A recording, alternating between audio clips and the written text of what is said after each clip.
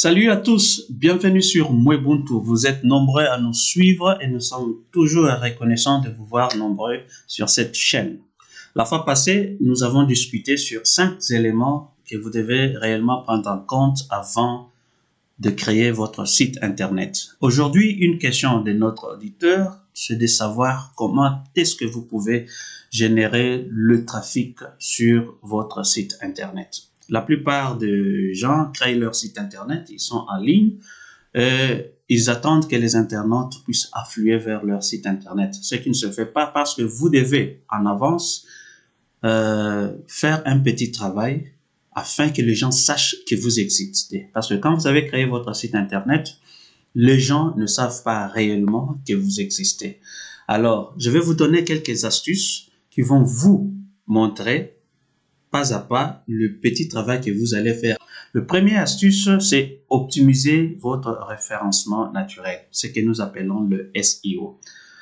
La plupart des internautes trouvent votre site internet sur les moteurs de recherche comme sur Google. Alors, quand vous allez sur Google, vous tapez par exemple votre nom de domaine ou votre centre d'intérêt, ce que les utilisateurs cherchent, vous avez les résultats qui s'affichent. Ce sont ces résultats que nous appelons les résultats organiques. Vous devez faire de sorte que Google puisse mettre votre site internet à la première page. Alors, comment le faire? La première chose, c'est optimiser le contenu de votre site internet. Pour que Google puisse vous afficher sur la première page de recherche, le contenu de votre site internet doit être cohérent avec les mots-clés que vous avez choisis. Alors, les titres qui sont sur vos pages, les images qui sont sur vos pages, tout doit être cohérent, captivant.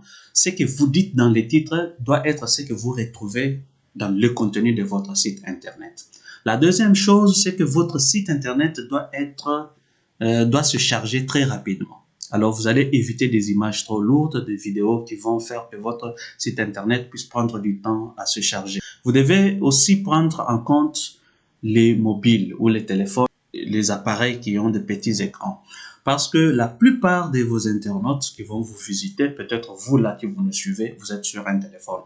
Et votre site internet doit être navigable sur des téléphones. Alors, vous devez vraiment prendre en compte cela.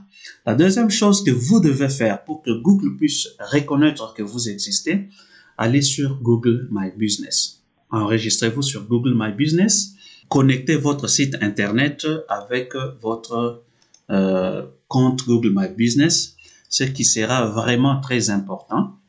Ça va vous aider à ce que Google puisse reconnaître que vous êtes là. Autre chose, vous devez écrire des blogs. Créer une section, quel que soit le domaine dans lequel vous êtes, la thématique que vous avez. Vous êtes peut-être une boutique en ligne, votre but c'est de vendre des produits en ligne, mais vous avez de l'expérience, vous avez de l'expertise. Faites des revues sur les articles que vous vendez. Écrivez un article, un blog, où vous expliquez l'utilisation, par exemple, d'un tel ou tel autre produit. L'astuce numéro 2 que nous allons voir, c'est vous devez faire du netlinking. Nous avons parlé des blogs. Là, c'est quand vous le faites sur votre site internet.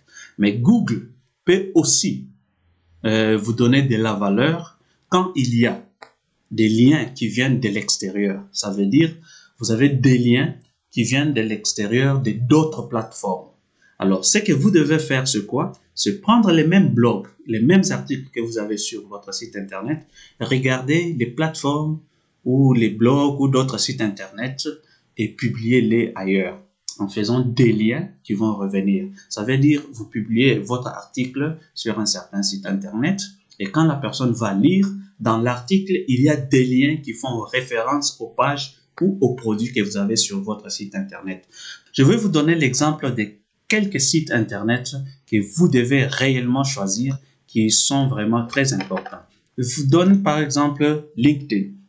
Si vous êtes sur LinkedIn, dans le feed de LinkedIn, écrivez des articles selon votre expertise, des conseils, apportez de la valeur, montrez ce que vous savez faire.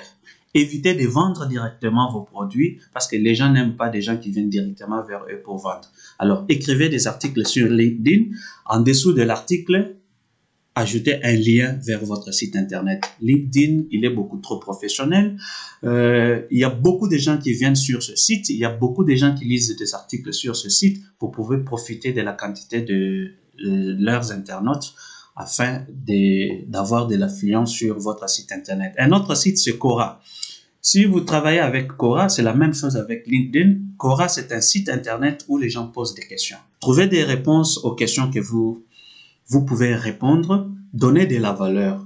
Répondez à une question et en dessous, dites j'ai un article qui parle en longueur sur ce que je viens de vous expliquer et vous verrez qu'il y a des gens qui viennent. Il y en a plein de sites comme ça. Nous avons Medium, nous avons LinkedIn, nous avons Quora, pour ne citer que ceux-là. Mais je vous dis, il y en a plein que vous pouvez choisir et qui vont vous aider afin que vous puissiez avoir de l'influence sur votre site internet. L'astuce numéro 3, c'est le email marketing. Comme je le dis, sur votre site internet, vous devez avoir un formulaire où les gens peuvent s'inscrire et vous devez toujours avoir une base de données qui va retenir leur email. Envoyez des emails régulièrement pour les promotions, pour les services que vous offrez. Envoyez des emails régulièrement à vos clients et aux gens que vous connaissez. Comme je le dis, je le répète encore, évitez de vendre directement. Dites par exemple dans email, savez-vous qu'il y a un tel produit qui est sorti qui peut vous aider comme ça et comme ça. C'est intéressant et surtout dans les emails, faites ce que nous appelons les call to action. En expliquant ce que vous faites, vous allez inciter la personne à cliquer sur le bouton de call to action et cela va amener la personne sur votre site internet. C'est vraiment quelque chose que beaucoup de gens négligent, le email marketing, mais c'est quelque chose qu'il faut faire nécessairement. L'autre astuce que nous allons voir, et le dernier aujourd'hui, c'est la campagne sur les réseaux sociaux. Et quand je parle des réseaux sociaux, nous avons Facebook, WhatsApp, LinkedIn, nous avons Instagram et autres. Abonnez-vous dans des groupes où les gens parlent dans la même thématique que ce que vous faites. Si vous êtes un sportif, il y a beaucoup de groupes de sportifs. Apportez de la valeur. Comme je le dis, évitez de vous vendre directement. Il y a des gens qui se posent des questions, il y a des gens qui parlent de ceci et cela. Montrez ce que vous savez faire. Expliquez. Les gens voient qu'ils interagissent avec vous. C'est à la fin que vous allez dire, écoutez, si vous utilisez tel produit, ils ne sauront même pas que c'est votre site internet. Vous donnez juste référence à quelque chose qui est vraiment important pour eux. Alors, si vous faites cela, je vous dis, vous allez créer de l'affluence sur votre site internet. Et plus des gens viennent sur votre site internet, plus vous avez la chance de convertir vos visiteurs en des clients potentiels. En tout cas, je vous remercie. Si vous avez des questions et des suggestions, nous sommes toujours prêts à répondre. Écrivez-nous dans les commentaires. Abonnez-vous. N'oubliez pas de cliquer sur la cloche et puis de partager notre vidéo avec vos amis et vos proches. Nous vous retrouvons la semaine prochaine. Merci beaucoup.